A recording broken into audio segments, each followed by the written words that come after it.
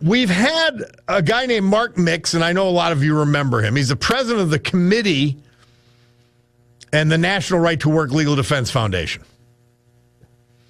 and the National Right to Work Committee.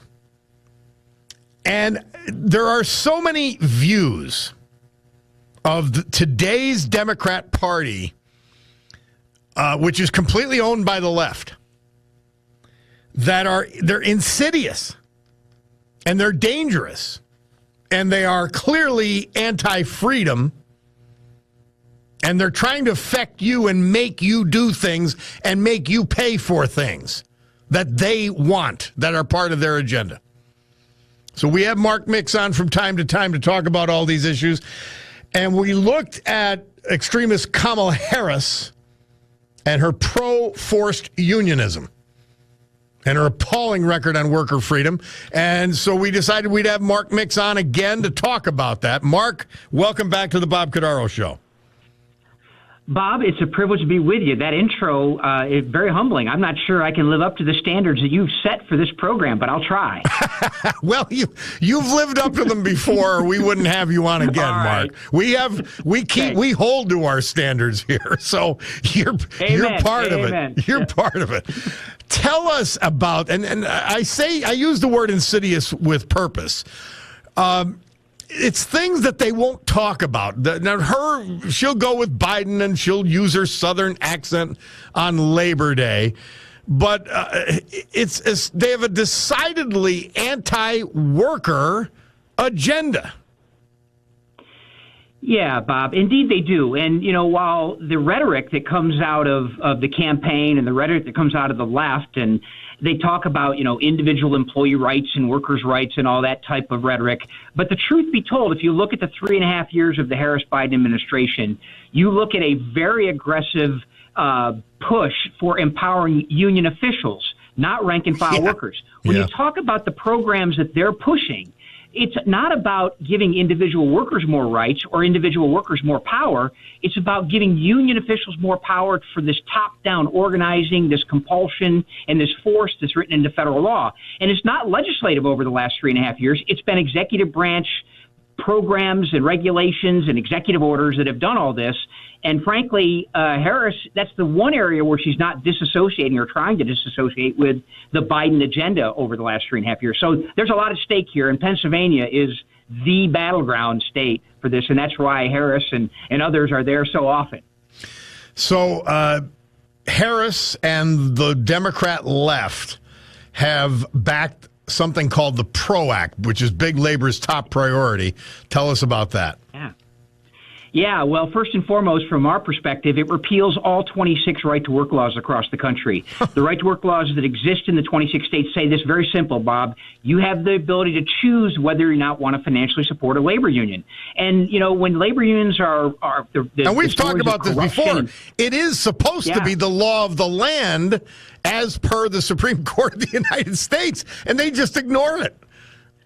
Yeah, indeed they do. And that's why we have to always be on defense and always be vigilant about it and actually be on offense too. But so the PRO Act would do that first and foremost. Secondly, it goes in and redefines the independent worker and makes them employees. And Bob, that's real simple. The calculation there is you can't organize and unionize independent contractors, but you can organize and unionize employees, and those employees will pay union dues as a condition of keeping their job. So that redefines that. And these gig workers are the Uber drivers, the owner-operator truck drivers across the country. They want to do that through the PRO Act. They want to allow for secondary boycotts, where this gives union officials and union militants the opportunity to target the customers of a business that they want to unionize. Right now, under the law, they've got to basically stay home and target the company, and they've got to do their activity around the company they're trying to unionize. If secondary boycotts are allowed, they can go out to the customers, the vendors, the bankers, everybody that's around a company, intimidate those people and get them to put pressure on the company to force their employees to accept union representation. They also have basically trying to eliminate the secret ballot election, Bob. The very essence of what labor policy has articulated way back in the 1930s and what the Supreme Court has defended and what federal courts have defended is that the best way to determine an employee's desire to join a union is give them a chance to vote in a secret ballot election. Well, they don't like secret ballot elections, so they're going to impose what's called card check unionization, where if the union can simply, by whatever means, get you to sign a 3x5 card that says you're interested in unionization, that will suffice for a vote. And once they get the majority of those, then the union is automatically recognized. So lots more in the bill, but this is something that Harris is very adamant about. She will sign it the moment it ends up on her desk if she's in the White House.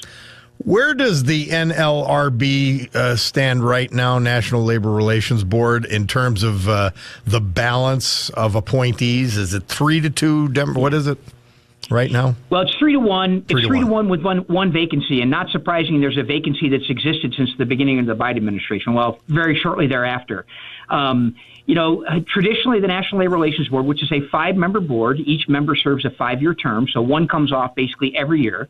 And the tradition, not the statute, not the regulation, says that the party in the White House will have 3 people from their party, and then the minority will have 2 members of the board. The 3 members of the National Labor Relations Board right now are all former union lawyers, and the balance is in favor of organized labor. And unfortunately, even when Republicans control the NLRB or control the White House, they tend to side on behalf of big business. So you have this equation of big business versus big labor, and it's a tennis match back and forth. The one piece is left out, Bob, guess what? It's the individual employee rights that were allegedly the reason why we wrote the National Labor Relations Act in the 1930s. The reason why the NLRB was created was to protect individual employee rights, but that's been lost in the mix for many, many years, no matter who's in power, and we need to restore that, too. Mark Mix is our guest. He's the president of the National Right to Work Committee.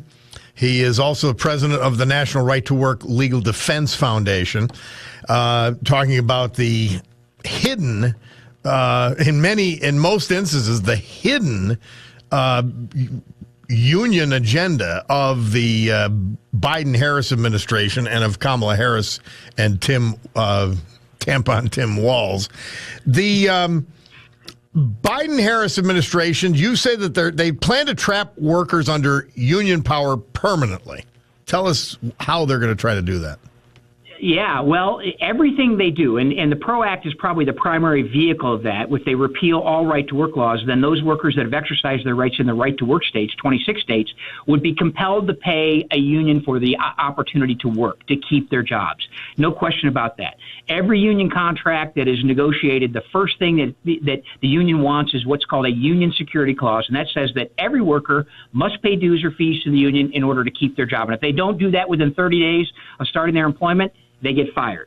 That's plain and simple. That is the law. No one can contest that. So if you don't pay the private organization for the opportunity to work, you'll lose your job. So they want to do that. Then, using the power of taxpayer money, they basically are imposing forced unionism on companies across the country. This whole idea of EVs and solar battery or solar power and battery power. If you want to get any federal money, which you probably shouldn't be getting to empower private sector, that's a whole other debate. But if you want to get that, you basically have to agree to neutrality in a union organizing campaign. At least that's the minimum you should do. But if you introduce and invite a union into your workplace, it's very likely you'll get federal money to build a battery factory or to build a new platform to build EV cars. You're seeing literally billions of dollars of federal money being doled out to companies and employers who will say, oh, yeah, we'll take the union, we'll force our workers to pay union dues, but please just give us the taxpayer money so we can build these EVs that apparently now, Bob, no one wants to buy. No one. Mark Mix, so what is the National Right to Work Legal Defense Foundation and the committee doing in terms of litigation? Because I thought that a lot of this was already decided by the Supreme Court. It is, Bob. We won 2 cases. Probably the most important case we won was in 2018, a case called Janus v. AFSCME. And that guarantees, get this, First Amendment rights, I should say, more importantly, to every government worker in America. And that includes Pennsylvania and the states that don't have right-to-work laws. No government employee anywhere in America can be forced to pay union dues or fees to work for government. Unions have this outrageous power, and everything they do in the public sector is politics and lobbying. They are trying to redress government in a position that's superior to you and I as voters or taxpayers because they're in between us and elected officials. So every government employee in America has the right to work. In the private sector, apparently private sector workers don't have those same constitutional protections at this point. We're working on that. But primarily we're litigating to enforce the the decisions that have already been won, Bob, to your point. We won a case back in 1988 called Beck versus Communication Workers of America for private sector workers, saying they couldn't be forced to support political and ideological causes that the union was pushing with, get this, their money as a condition of their employment. So we won that case too. But to your point earlier, Bob, union officials just ignore it. They really don't care about individual rights and whether they are articulated in federal law, Supreme Court decisions, or in statutory provisions. They just ignore it. And then they say, you know what, if you want to fight us, go find a lawyer. Well, that's why the Right to Work Legal Defense Foundation exists. We are here to provide free legal aid to workers across the country, and particularly in Pennsylvania. We helped a whole bunch of, I think, like 40,000 Pennsylvania state employees get relief from the forced payment of dues that they were required to pay. This was probably 20 years ago, but we provided that free legal aid and won that money back for those workers who were forced to support ideological and political causes that they were forced to pay as a condition of keeping their job. So right now we have 19 staff attorneys that have about 250 active cases on behalf of employees. We're suing both unions and employers who violate workers' rights, and we're winning those cases. But in many cases, we have trouble scaling it, because once the union finds out that we're winning, they will settle the case and say, hey, we don't want anyone else to know about this. To your point, Bob, they just ignore it until we shine sunlight on it and win cases, like we just did on behalf of MIT graduate students.